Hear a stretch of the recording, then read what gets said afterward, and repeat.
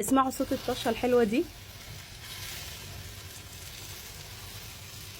المنظر ده موجود في كل بيت. لفه جلاش مهريه كده وطلعناها 3 4 مرات ورجعناها الفريزر تاني لغايه ما باظت بالشكل ده. دي نص لفه جلاش 250 جرام، قطعتها بالشكل اللي انتوا شايفينه ده، تقطيع عشوائي جدا، وفرفتها كده عن بعضها. جبت صينيه مقاس 26 دهنتها بالسمنه، وحطيت كل كميه الجلاش اللي انا قطعتها بالشكل ده كده عشوائي زي ما انتوا شايفين، حتى المتفتفت خالص حطيته.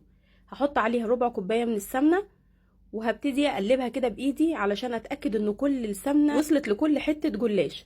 المهم بعد ما المها كده بالشكل ده واوزعها كويس السمنه، ابتدي ابططها كده بالفرشه حاجه بسيطه، وادخلها الفرن على درجه حراره 180 في الرف الوسطاني. بتاخد حوالي ربع ساعه تلت ساعه بالكتير.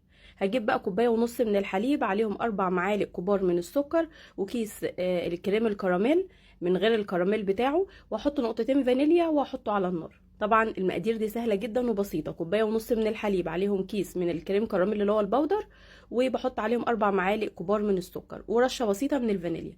بسيبهم لما يغلوا كويس جدا. بطلع الجلاش من الفرن بقى لونه ذهبي وتحفه، وبحطه كده على طول على الجلاش، بيعمل الطشه التحفه اللي شفتوها. بسيبها 10 دقايق لربع ساعه لما تتشرب الكريم كراميل كويس جدا، وبعدين ببتدي اقدمها بالشكل اللي انتوا شايفينه التحفه ده. بحط عليها صوص كراميل لو موجود،